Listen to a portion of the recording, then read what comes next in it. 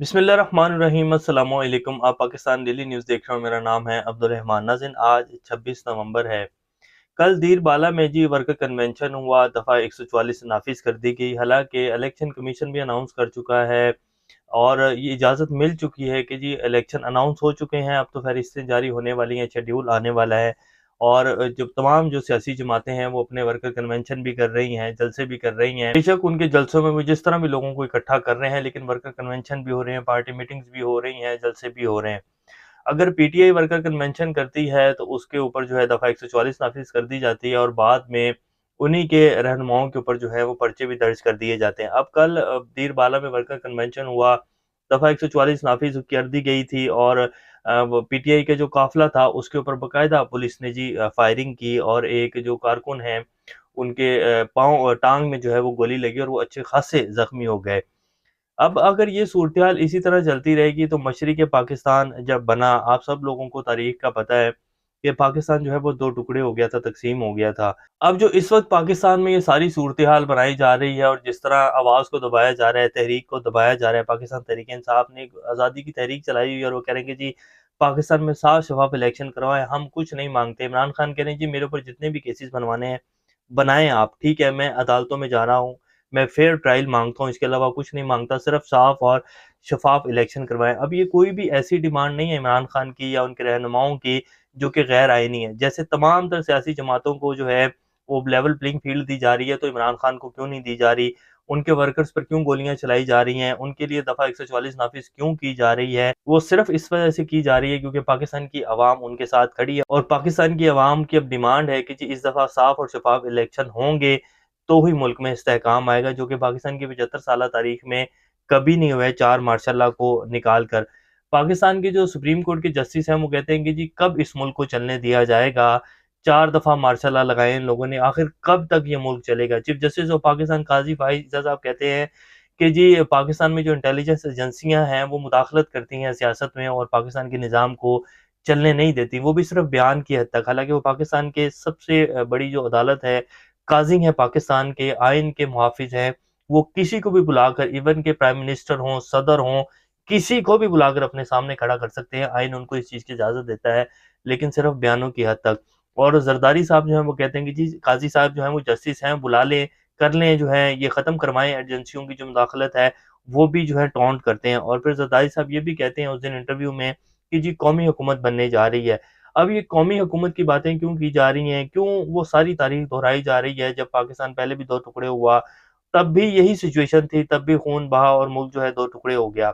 अब फिर वही सब कुछ क्यों दोहराया जा रहा है? पता नहीं कौन मशवरे दे रहा है, कौन प्लानिंग कर रहा है या किस तरह जो है इस मुल्क को चलाया जा रहा है। अब आज की कुछ लेटेस्ट अपडेट्स हैं जी जो आपके सामने रखेंगे और क्या सूरत-ए-हाल है, कल वर्कर कन्वेंशन हुआ दीरबाला में, वो वीडियोज़ भी आपकी स्क्रीन के ऊपर चलाएँगे और तमाम तर जो सीनियर क़यादत है पीटीआई की, पेशावर की, उनके ऊपर जी पर्चे दर्ज कर दिया गया है, जिनमें शेर अफ़ज़ल मरवत साहब हैं, एक एमपीए हैं और कुछ और वर्कर्स हैं जो कि बड़े मुतहर्रिक हैं पेशावर में, उनके ऊपर जी उनका नाम डाल दिया गया पर्चे में और क्या दफ़ा लगाई गई है वो भी आपके सामने रखेंगे। निगरान वज़ीर-ए-आज़म साहब जो हैं वो 2 रोज़ा दौरे के ऊपर यूएई चलेंगे। पाकिस्तान वाहिद मुल्क है जी दुनिया का जहाँ निगरान वज़ीर-ए-आज़म जो है वो एक तो जो है 3 महीने से ऊपर चली गई है निगरान हुकूमत। हमारे उमर अता बंदियाल साहब हों, चीफ जस्टिस काज़ी फ़ाइज़ ईसा साहब हों, अतर मिनेल्ला साहब हों, वो इज़ाफ़ी नोट में ये तो कह देते हैं कि जी आइन की खिलाफ वर्जी हुई है, निगरान हुकूमत जो है वो किसी भी सूरत में 90 दिन से ऊपर नहीं जा सकती। लेकिन कोई भी बंदा एक्शन क्यों नहीं ले रहा? क्या आइन जो है वो सिर्फ़ अवाम को दिखाने के लिए है? क्या ये जो हमारा अदालती निज़ाम है सिर्फ़ ये मासूम लोगों को जो है वो टाँगने के लिए है या सिर्फ़ मासूम पाकिस्तानी अवाम को दिखाने के लिए कि जी पाकिस्तान में एक अदालती निज़ाम भी कायम है और एक आइन भी है, सो कॉल्ड आइन जिसे कहा जा सकता है। तो एक्शन नहीं है, सिर्फ़ और सिर्फ़ जो है मुतालबे हैं, सिर्फ़ दावे हैं, सिर्फ़ डायलॉग बाज़ी है, इसके अलावा कुछ नहीं है। इससे पहले अगर आप लोगों ने चैनल को सब्सक्राइब नहीं किया, तो रेड बटन को प्रेस कर लें और बेल आइकॉन को भी प्रेस कर लें, ताकि लेटेस्ट अपडेट्स आप लोगों को मिलती रहें। ये जो हमारा ताल्लुक है, ऐसे ही जुड़ा रहे।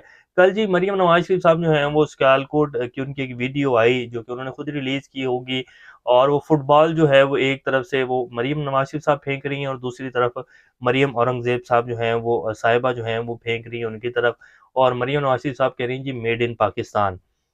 शायद पाकिस्तानी अवाम को नहीं पता था कि पाकिस्तान जो है फुटबॉल बना रहा है, सियालकोट जो है उसमें बहुत बड़ी जो है वो खेलों के लिए सामान बनाया जाता है, बहुत बड़ी इंडस्ट्री है, जिसको हुकूमतों ने तबाह कर दिया है, जिसको हुकूमतों ने जो है कभी फलने-फूलने ही नहीं दिया है, जिसको तजर्बों ने बर्बाद करके रख दिया है। फैसलाबाद जो है कभी मैनचेस्टर माना जाता था पाकिस्तान का, आज फैसलाबाद की हालत को तो छोड़े आप, पाकिस्तान की बड़ी-बड़ी टेक्सटाइल इंडस्ट्रियाँ जो है वो बंद होने के ऊपर खड़ी हैं। वो कह रहे हैं कि जी आपने गैस के रेट, पेट्रोल की प्राइसेज़ कब कंट्रोल करेंगे, कब हम इंटरनेशनल मार्केट का मुकाबला करेंगे? तो वो बंद होने को खड़ी हैं। और मरीम नवाज़ शरीफ साहब जो है फुटबॉल उछाल कर कह रहे हैं कि जी मेड इन पाकिस्तान। उस मेड इन पाकिस्तान का क्या करना है जब हम बाहर अपनी चीज़ को बेच ही नहीं सकेंगे और इंटरनेशनल मार्केट का मुकाबला ही नहीं कर सकेंगे। तो ये हमारे सियासतदानों के विज़न है जी, कि हम एक-दूसरे की नकल करने के लिए, सोशल मीडिया के खुद को मशहूर करने के लिए और दूसरे को जो है नीचा दिखाने के लिए बस ये कर रहे हैं। कोई विज़न नहीं है, कुछ नहीं है कि जी हम पाकिस्तान को कैसे लेकर जाएँगे। जब पूछा जाता है तो जी हमसे पहले गलतियाँ हुई हैं और हम जो है अब पाकिस्तान को एशियन टाइगर बनाएँगे। और दावे क्या किए जाते हैं कि जी कोयले के जो है वो प्लांट हमने लगाए और फिर आगे से नवाज़ शरीफ साहब जैसे कह रहे थे कि मैं झूठ नहीं बोलता और कह रहे थे कि जी कोयला जो है जो थर में सारा किया जा रहा है और उसके ऊपर जो है प्लांट लगाया गया वो सारा हमने लगाया। पीपल्स पार्टी कहती नहीं जी वो तो हमने किया था, वो दरियाफ़त भी हमने की, हमारी हुकूमत ने की हुई है। नवाज़ शरीफ साहब एवें ही उसका क्रेडिट लिए जा रहे हैं। तो ये हमारे सियासतदानों के हालात हैं और जो है अब क्या कहा जा सकता है। अब जी कल दीरबाला में कन्वेंशन हुआ, हज़ारों की तादाद में अवाम जो है वो निकली हुई है। अवाम ने खौफ के बुत तोड़ दिए हैं जी। 9 मई जो हुआ वो गलत था, नहीं होना चाहिए था, लेकिन 9 मई की आड़ में जो किया गया वो अवाम के सामने आ चुका है और अवाम ख़ास तौर पे केपीके की जो अवाम है, वो तो खौफ के बुत जो है वो तोड़ चुकी है और वो हज़ारों की तादाद में लोग अब निकल रहे हैं। ये वीडियो आपकी स्क्रीन के ऊपर चल रही है।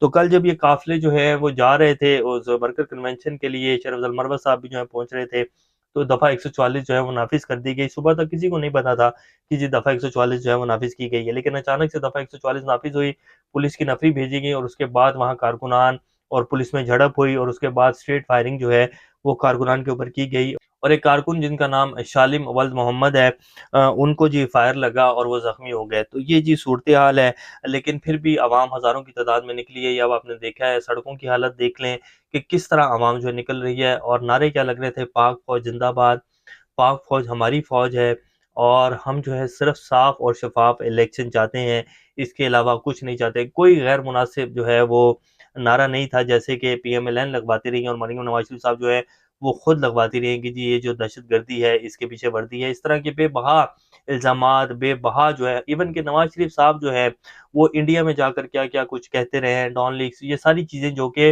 अब हम लोगों ने भुला दी हैं और अब नवाज़ शरीफ साहब की क़यादत में कौमी हुकूमत बनाने के प्लान बनाए जा रहे हैं और ये बातें अब कौन कर रहे हैं जिनको कहा गया था कि जी ये पाकिस्तान के दानिश्वर हैं, ये पाकिस्तान की जो यंग यूथ है, उसको जो है ट्रैक के ऊपर लेकर आएँगे, उसकी जो है वो परवरिश करेंगे और उसको बताएँगे कि पाकिस्तान ऐसे नहीं है बेटा, पाकिस्तान ऐसे है। पाकिस्तान आप हमारी आँखों से देखो, जिन्होंने आपको 30-40 साल पिछले बेवकूफ़ बनाया, जिन्होंने लिफ़ाफ़े लेकर जो है वो सहाफ़त की और जिन्होंने सहाफ़त का बेड़ा गर्क किया। अगर पाकिस्तान का सिर्फ़ मीडिया, जिसको एक पूरी दुनिया में सुतून माना जाता है रियासत का, अगर यही सिर्फ़ अपना किरदार सही अदा करता, जो कि नहीं किया, किसी भी इदारे ने पाकिस्तान में किरदार अदा नहीं किया, पाकिस्तान की सही जो है वो नशो-नुमा के लिए, पाकिस्तान की सही तरक्की के लिए किसी ने भी अपना सही किरदार अदा नहीं किया। अगर कोई एक भी अदारा पाकिस्तान की तरक्की के लिए जो है वो सही किरदार अदा करता, तो आज पाकिस्तान की ना ये सूरत-ए-हाल होती और ना ही पाकिस्तान इस दोराहे के ऊपर खड़ा होता।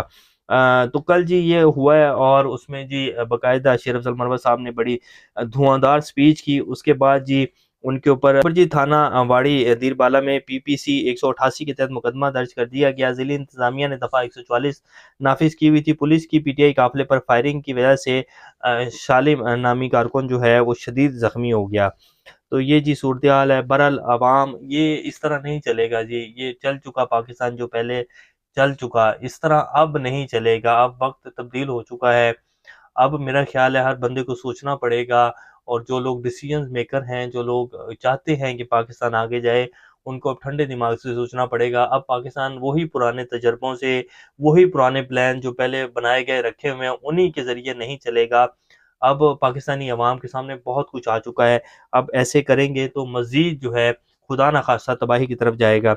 हफ़ीज़ुल्लाह नियाज़ी साहब जी अपने ब्लॉग में कहते हैं कि जी कौमी हुकूमत बनाने की तरफ जो है मुल्क जा रहा है नवाज शरीफ साहब को मनाने की कोशिश है और शायद नवाज शरीफ साहब मान भी जाएंगे। उनकी क़यादत में तमाम पार्टियों को थोड़ा थोड़ा हिस्सा दिया जाएगा और शायद बगैर इलेक्शन के ही कौमी हुकूमत बना दी जाएगी।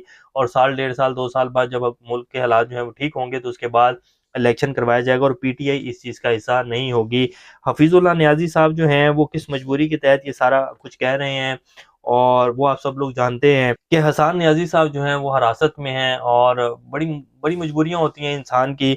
बड़े बड़े जो लोग थे वो प्रेस कॉन्फ्रेंस कर गए हैं, तो हफीजुल्लाह न्याजी साहब तो एक सहाफ़ी हैं और बहरहाल ये उनका अपना तज़िया और ये मेरी अपनी राय है, गलत भी हो सकती है, लेकिन हफीजुल्लाह न्याजी साहब जो कह रहे हैं उन्होंने भी जरदारी साहब की जो खबर है उसकी तस्दीक की है कि एक तो किसी भी पार्टी को वाज़ेह अक्सरियत नहीं मिलेगी और दूसरा कौमी हुकूमत की तरफ जा रहे हैं। नवाज शरीफ साहब मैं वज़ीर-ए-आज़म बनता नहीं देख रहा, जरदारी साहब ने ये कहा था।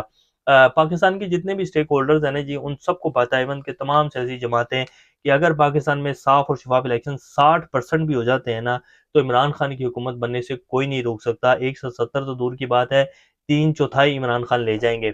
लेकिन क्या बयानिया चल रहा है और क्या लुकमे जो हैं वो डाले जा रहे हैं तमाम मीडिया के ऊपर बैठकर, वो आप सब लोग जानते हैं। निगरान वज़ीर-ए-आज़म साहब जी 2 रोज़ा दौरे के ऊपर यूएई चले गए और वहाँ वो सरमायाकारी के हवाले से पाकिस्तान में बेसिकली आप कह लें कि भीख मांगेंगे, इसके अलावा कुछ नहीं है। शेख ज़ायद अल नहयान से मुलाकात भी करेंगे। अल्लाह पाकिस्तान का अमीन नासिर, अभी तक के लिए इतना, अपना ख्याल रखिएगा। अल्लाह हाफ़िज़।